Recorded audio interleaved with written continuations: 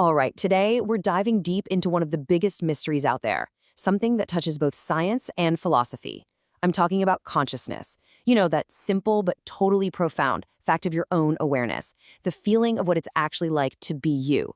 But how in the world does that even happen? That's the huge question we're going to tackle. I mean, just stop and think about that for a second.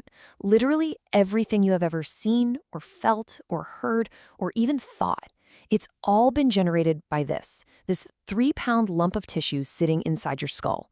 Your sense of who you are, the taste of your coffee this morning, the feeling of joy, it all comes from your brain. But how? How does wet, biological stuff create a rich inner world? This is the core of the mind-body problem. This is what the philosopher David Chalmers famously called the hard problem. See, we can figure out the easy problems, things like how the brain processes information, how it controls our behavior. But the really hard part is explaining why all of that number crunching and processing feels like anything at all from the inside. Why isn't it all just happening in the dark without any inner experience? So how do you even begin to solve a mystery that big? Well, the dominant approach, especially in Western science, has been to roll up our sleeves and hunt for consciousness inside the physical brain itself. This is the neuroscientific perspective. The mission, championed by giants like Francis Crick, the DNA guy, and Christoph Koch, was to find the NCC, the neural correlate of consciousness. The idea was pretty straightforward. If we can just find the specific set of neurons or brain activity that flips the on switch for consciousness, the bits that are absolutely required for awareness, then maybe we found the source code itself.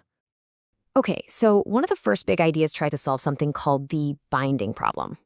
Think about it. When you see a red ball roll by, one part of your brain is processing red, another is processing round, and yet another is processing motion. So how does that all come together as one single experience of a rolling red ball? The theory was that when neurons in all those different areas fire in perfect sync at a rhythm of about 40 hertz, that's the secret sauce that binds it all together into one conscious picture. But it turns out it wasn't that simple.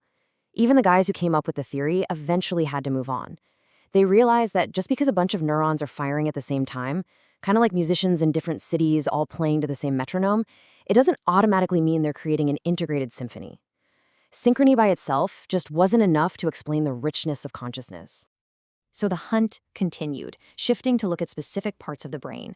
One really interesting candidate that popped up was the colostrum. It's this super thin, almost mysterious sheet of neurons that's connected to huge areas of the cortex. Crick and Koch later suggested that maybe this was the conductor of the orchestra, the thing that was coordinating all the different players in the brain to create that one unified conscious experience. But here's the real kicker. Even if we find the conductor, we're still left with this huge, gaping hole in our explanation. We can map out all the electrical signals, we can track which neurons are firing, we can point to the colostrum, but none of that explains how those physical events magically transform into the subjective, personal feeling of seeing the color red. It's like taking apart a TV, describing every single wire and transistor, but never being able to explain how it actually produces a picture. So that explanatory gap, that's kind of where the purely neuroscientific approach hits a bit of a wall.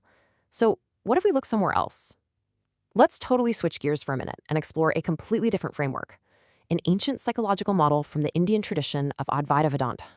Now, instead of hunting for a single location in the brain, this model describes the mind, which it calls the Andahakarana, as an integrated inner instrument. So think of it less as a physical place and more as a system of functions.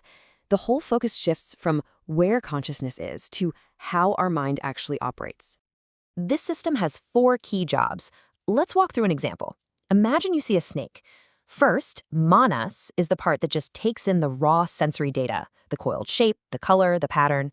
Then, buddhi, the intellect, dives into chitta, which is like your personal memory hard drive, and it categorizes the data. This is a snake? Danger. And finally, ahamkara, the ego, makes it personal. I am in danger, and it decides what to do next. Right, but here's where it gets really powerful.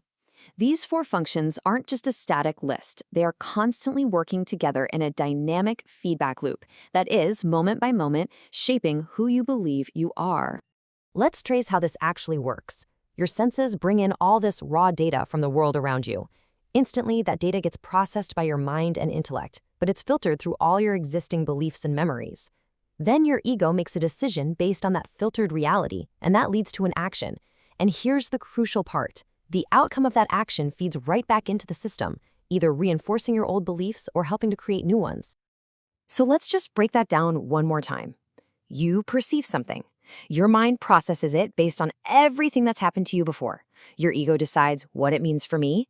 You act on that decision, and the result of that action teaches you what to believe next time. It's a constant, self-creating cycle. Your reality is literally being built moment by moment by this very loop. But there's a catch, a big one. This powerful identity-making machine can also trap us. It can become a cognitive bias circuit. See, if you hold a really strong belief, say, "I'm not good enough," your mind will start to selectively filter reality to find evidence that confirms it. Your ego gets reinforced, the belief gets stronger, and the whole loop just gets tighter, even if it's based on a complete distortion of what's actually happening. So where does all this leave us? We've got these two totally different models for understanding the mind, one from modern neuroscience, one from ancient philosophy. How in the world do we put them together? Well, let's look at them side by side. The neuroscientific approach is really focused on how the physical brain creates consciousness, seeing the brain as the hardware. On the other hand, the Advaita approach is focused on how the mind functions as an instrument, almost like it's the software. One sees the self as an illusion that just pops out of brain processes. The other sees it as a process that reflects a much deeper underlying consciousness. But you know what? What if they're not actually competing at all? Maybe they're just two different tools for looking at the same thing. The Western approach is giving us this incredible detailed map of the brain's hardware, and the Eastern approach is giving us a kind of user manual for the mind's software, the operating system of your day-to-day experience. You kind of need both to understand the whole picture. And that really brings everything right back to you. If that feedback loop we talked about is constantly running, and if your beliefs are actively creating your perception of reality, then maybe the most important question isn't just some abstract, what is consciousness? It's what belief is shaping my consciousness right here, right now.